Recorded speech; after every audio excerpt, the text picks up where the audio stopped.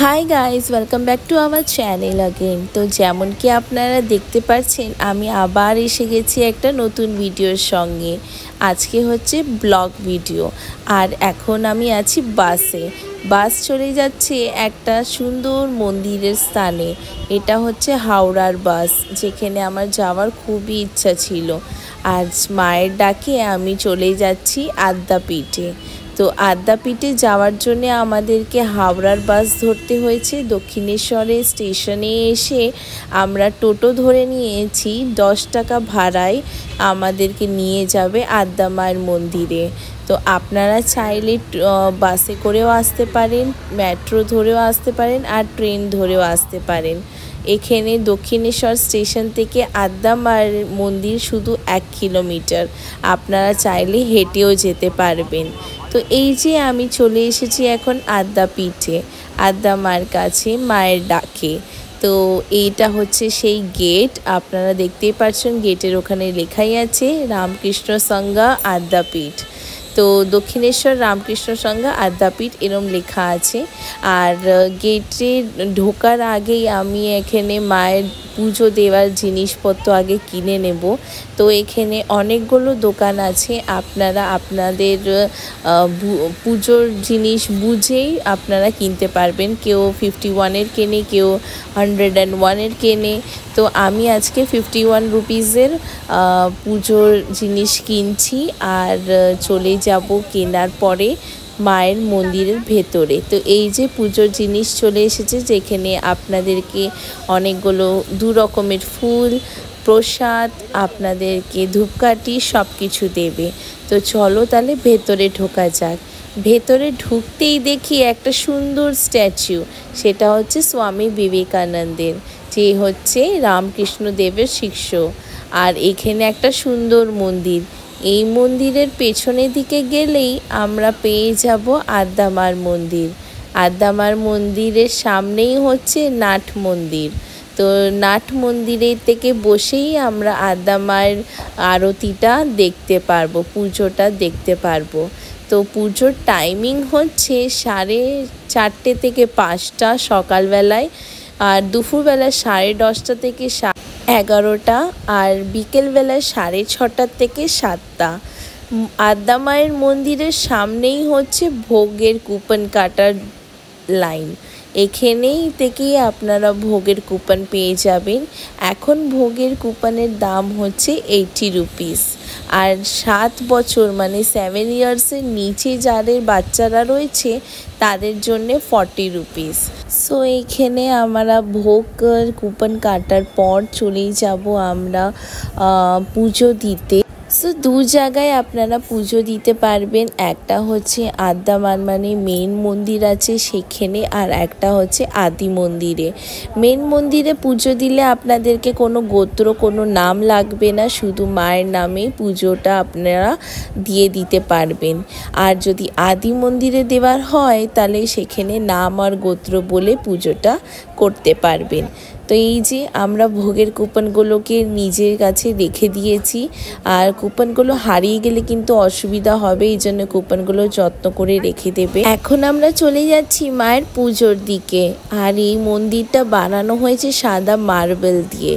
মায়ের মন্দিরটা যেমনি সাদা রূপে কি সুন্দর লাগছে, তেমনি মার মূর্তিটাও খুব সুন্দর।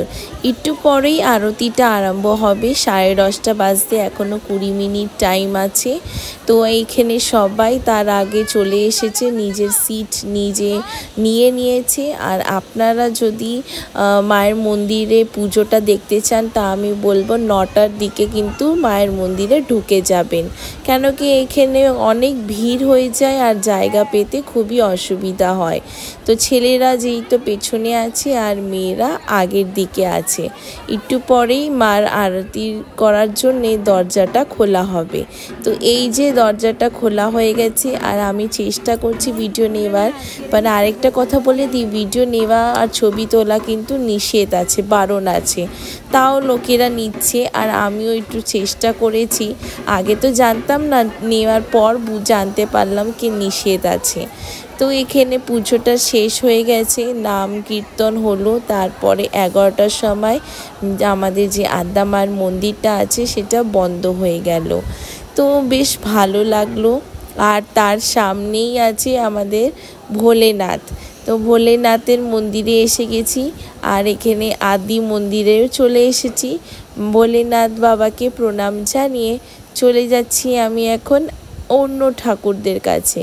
এখানে অনেক রকমের ঠাকুররা রয়েছে একসঙ্গে, যেমন কি দেখতেই পাচ্ছ গণেশজি, রাধা কৃষ্ণ, তারপরে আমাদের নারায়ণ ঠাকুর, বজরংবলী। তো এখানে সব রকমের ঠাকুর রয়েছে, ওদেরকে একসঙ্গে রাখা হয়েছে। আর এখন আমি চলে এসেছি আদি মন্দিরে। তো এখানে মা প্রথমে আগে এখানেই থাকতেন, তারপরে ওই মেন মন্দিরে চলে গেছেন। তো এখানেও আপনারা পুজো দিতে পারেন আর এখানে আমাদেরকে নাম গোত্র সব কিছু বলে দিতে হবে। আদ্যা মায়ের মন্দিরে ওপরের স্তরে রয়েছে রাধা কৃষ্ণ, নিচে আদ্যা মা আর তার নিচে রয়েছে রামকৃষ্ণদেব। তো মূর্তিটা খুবই দারুণ আর এত সুন্দর কি আর বলবো। পুজো দেখার পর আমরা চলে এসেছি একটা দোকানে, যেখানে চানার ডাল আর কচুরি দিচ্ছিল। আমরা ব্রেকফাস্ট সেরে নিলাম। আপনারা চাইলে এখানে এসে ব্রেকফাস্ট করতে পারেন।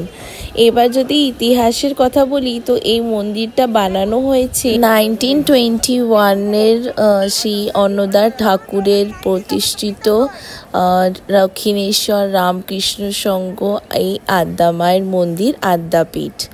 তারপরে আমরা চলে এসেছি এখানে ভোলেনাথ বাবার মন্দিরে। এখানে 6টা ভোলেনাথ বাবা আছে আর 6টা মা আছে। তো এখানে ঠাকুরকে প্রণাম জানাচ্ছি আর এখানে চাইলে আপনারা মন খুলে পুজো করতে পারবেন। এখানে কিন্তু কোনো পুরোহিত মশাই নেই, আপনারা নিজে যেটুকু পুজো জানেন সেটুকু এখানে এসে পুজো করে নিতে পারেন। তারপরে আমরা চলে যাব এখানে ভোগের দিকে, কেন কি ভোগের সময় চলে এসেছে। তো ভোগের জন্যে যেটা আছে ভোগের ঘর, তার পাশেই হচ্ছে জুতো রাখার ঘর। সো এখানে আপনাদেরকে একটা ব্যাগ দেবে, ওই ব্যাগের ভেতরে আপনারা জুতো মোজা খুলে ওই ব্যাগটা দিয়ে দিতে পারবেন। 10 টাকা করে ভাড়া লাগবে একটা জুতোর। তারপরে ওনারা একটা কুপন দেবে আর ওই কুপনটা নিজের কাছে রেখে তারপরে আপনারা হাত ধুয়ে ঢুকে যেতে পারেন প্রসাদ ঘরে। এখানে প্রসাদ ঘরে লেফট হ্যান্ড সাইডের দিকে হাত ধোয়ার জায়গা আছে, মাঝখানে প্রসাদ ঘর আর তার পাশে আছে জুতো রাখার ঘর। এই যে হাতটা ধুয়ে এখন আমরা চলে যাচ্ছি প্রসাদ ঘরের ভেতরে ভোগ খেতে। তো এই যে সবাই এখন বসে পড়েছে আর থালা আর গ্লাস দিয়ে দেওয়া হয়েছে। এখন একটুখানি পরেই প্রসাদ দেওয়া আরম্ভ করবে। সো এখানে প্রসাদে প্রথমেই যা দেবে সেটা হচ্ছে পোলাও আর তার সঙ্গে বেগুনি। তো পোলাও আর বেগুনিটা কম্বিনেশন খুবই দারুণ হয়েছে, অনেকই ভালো খেতে হয়েছে আর চালগুলো ঝুরঝুরে হয়েছে।